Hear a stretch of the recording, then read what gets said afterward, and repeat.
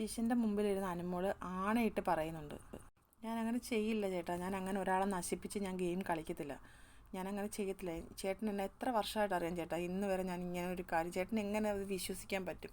ഞാൻ വിശ്വസിച്ച് പോയി അനുമോളെ. ഞാൻ അപ്പോൾ പറയുകയും ചെയ്ത് അനുമോൾ അങ്ങനെ ചെയ്തിട്ടുണ്ടെങ്കിൽ അത് തിണ്ടിത്തരമാണെന്ന് ഞാൻ പറയുകയും ചെയ്തു.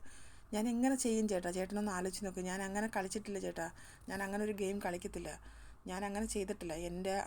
അവൾക്ക് എൻ്റെ നമ്പർ ഞാൻ അവൾക്ക് എഴുതി കൊടുത്ത്, അവളുടെ നമ്പർ അവൾ എഴുതി തന്നത് ഇപ്പോഴും എൻ്റെ കബോർഡിൽ ഇരിപ്പുണ്ട്.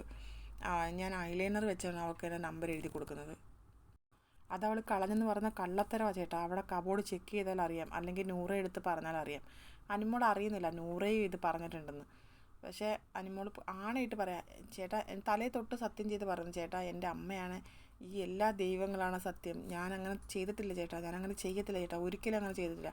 അങ്ങനെയാണെങ്കിൽ ഞാനിവിടുന്ന് പൊയ്ക്കോട്ടെ, എന്നെ ഇവർ പറഞ്ഞു വിട്ടോട്ടെ, എനിക്കിവിടുന്ന് ഒന്നും വേണ്ട എന്ന് അനുമോൾ പറയാണ്. അപ്പോൾ ജിഷൻ പറയുന്നത്, നീ ഇത് ചോദിക്കണം, നീ അത് പറയണം, ഇത് ക്ലിയർ ചെയ്യണം അനുമോളെ, അല്ലെങ്കിൽ എല്ലാവരും നിന്നെ തെറ്റിദ്ധരിക്കുമെന്ന് ജിഷൻ പറയുന്നത്. ഞാനും ആ സമയത്ത് അത് വിശ്വസിച്ചു. നീ അങ്ങനെ ചെയ്തിട്ടില്ല എന്ന് നിനക്ക് ഉറപ്പുണ്ടെങ്കിൽ നീ അത് പറയണം. ചേട്ടാ സത്യമാണ് ചേട്ടാ ഞാൻ പറയുന്നത്, ഞാനങ്ങനെ ചെയ്തിട്ടില്ല ചേട്ടാ. എൻ്റെ അമ്മയുടെ നമ്പരും അച്ഛൻ്റെ നമ്പരും, എനിക്ക് 3 നമ്പറുണ്ട്, അതിൽ ഒരു നമ്പർ മാത്രമേ എനിക്ക് ഓർമ്മയുള്ളൂ, എൻ്റെ ആ നമ്പറായി എഴുതി കൊടുത്തത്. എന്നിട്ട് ഞാൻ പറഞ്ഞതും ഇതാണ്, ചേച്ചി ആയിരിക്കും എടുക്കുന്നത്, ചേച്ചിയുടെ അടുത്ത് പറയണം, ആരും കരയണ്ടെന്ന് പറയണം, ഞാൻ കരയുന്നത് കണ്ടിട്ട് ആർക്കും സങ്കടമൊന്നും വരണ്ടെന്ന് പറയണം, പിന്നെ എനിക്ക് വേണ്ടി പ്രാർത്ഥിക്കണം കേട്ടോ. ഇങ്ങനെയൊക്കെയാണ് ചേട്ടാ ഞാൻ പറഞ്ഞേക്കുന്നത്, അല്ലാതെ ഞാൻ ഇങ്ങനെ ചെയ്യുമോ ചേട്ടാ? അതെന്തിനാണ് ചേട്ടാ ഞാൻ അങ്ങനെ ചെയ്യുന്നത്? ഇപ്പോൾ അക്ബർ അങ്ങനെ ചെയ്താൽ നിനക്ക് വിഷമമാവത്തില്ലെന്ന് ജിഷൻ ചോദിക്കുമ്പോൾ, ആവില്ലേ, പിന്നെ എനിക്കാവത്തില്ല ചേട്ടാ. ചേട്ടാ ഇവർ സത്യം പറഞ്ഞാൽ ഇവരെന്തൊക്കെ കാര്യങ്ങൾ വഴക്കിട്ടവൻ പറഞ്ഞിട്ടുണ്ടെങ്കിൽ പോലും ഞാൻ ഇവരെ പറ്റി ഇന്ന് വരെ ഒരു തെറ്റായ ഒരു വാർത്ത പോലും എനിക്ക് വന്നിട്ടില്ല. പക്ഷേ എനിക്ക് വഴക്കിടുമ്പം പറയാനാണെങ്കിൽ ഒരുപാട് കാര്യങ്ങളുണ്ട് ചേട്ടാ. ഇപ്പോഴും എനിക്ക് വേണമെങ്കിൽ ഇത് പറയാൻ ചേട്ടനോട്, പക്ഷേ ഞാൻ പറയത്തില്ല. കാരണം ഞാനത് ചെയ്യത്തില്ല. കാരണം അച്ഛനും അമ്മയൊക്കെ ഉപേക്ഷിച്ച് 2 കൊച്ചുങ്ങൾ, എൻ്റെ സഹോദരിമാരെ പോലെ ഞാൻ അവരെ കണ്ടത്. ആ പിള്ളേർ വന്നിട്ട് കഷ്ടപ്പെടുന്ന, ഒരു ഫ്ലാറ്റിൽ താമസിക്കുന്ന, ഒന്നിനും പൈസ ഇല്ലാതൊക്കെ അവർ കഷ്ടപ്പെടും. അവരെ ഒന്ന് സപ്പോർട്ട് ചെയ്യണമെന്നേ എനിക്ക് തോന്നിയുള്ളൂ, കൂടെ നിർത്തണം, ചേർത്ത് നിർത്തണം, അങ്ങനെയൊക്കെയാണ് ചേട്ടാ എനിക്ക് തോന്നിയത്. എനിക്ക് ഒരിക്കൽ പോലും അവരോടത്ത് ഗെയിം കളിക്കാനോ അല്ലെങ്കിൽ അവരെ ദ്രോഹിക്കാനോ അവർ പറഞ്ഞത് തിരിച്ച് പറയാനോ എനിക്ക് തോന്നിയിട്ടില്ല. ഞാൻ അങ്ങനെ ചെയ്തിട്ടില്ല. ഞാൻ അവർക്കെതിരായിട്ട് ഒരു തെറ്റ് പോലും ഞാനിവിടെ ചെയ്തിട്ടില്ല ചേട്ടാ. പക്ഷേ ഞാൻ ചെയ്യാത്തൊരു കാര്യം എന്തിനാണ് ചേട്ടാ ആ കൊച്ചിങ്ങനെ പറയുന്നത്? ആ കൊച്ചിന് എന്ത് കിട്ടാനാ? അവൾക്ക് എന്ത് കിട്ടാനാ? ആ കുട്ടിക്ക് എന്ത് കിട്ടാനാ? എങ്ങനെ അതിന് പറയാൻ മനസ്സ് വരുന്നത്?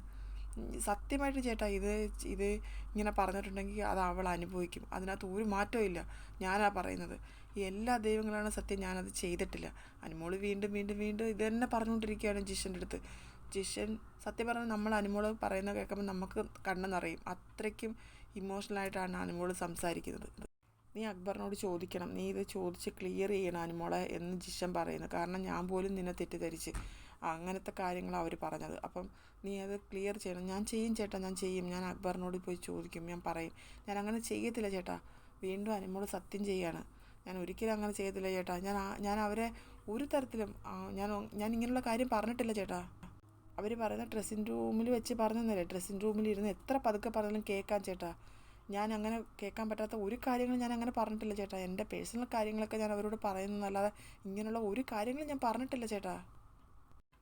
നൂറ എടുത്ത് ചോദിക്കുക ചേട്ടാ, നൂറ ചിലപ്പോൾ സത്യം പറയും ചേട്ടാ, എനിക്കറിയത്തില്ല, നൂറ സത്യം പറയും ചേട്ടാ. അല്ലെങ്കിൽ അവിടെ കബോർഡിലുണ്ട് ചേട്ടാ, അവൾ കീറി കളഞ്ഞെന്ന് പറഞ്ഞാൽ വെറുതെയാണ്, അവിടെ കബോർഡിലുണ്ട്. അപ്പോൾ അത് കണ്ടുപിടിച്ചാൽ അറിയാൻ പറ്റുമല്ലോ അത് ആരുടെ നമ്പറാണെന്ന്. പാവം അനുമോൾ, കഷ്ടം തോന്നും നമുക്ക് ആ കൊച്ചിൻ്റെ അവസ്ഥ കണ്ടാൽ. എല്ലാവരും കൂടിയിട്ട് ആവശ്യമില്ലാതെ പറഞ്ഞ് കൊത്തി വലിക്കുകയാണ് ആ കൊച്ചിന്. അടുത്തൊരു ലൈവ് അപ്ഡേറ്റുമായിട്ട് ഞാൻ വീണ്ടും വരാം.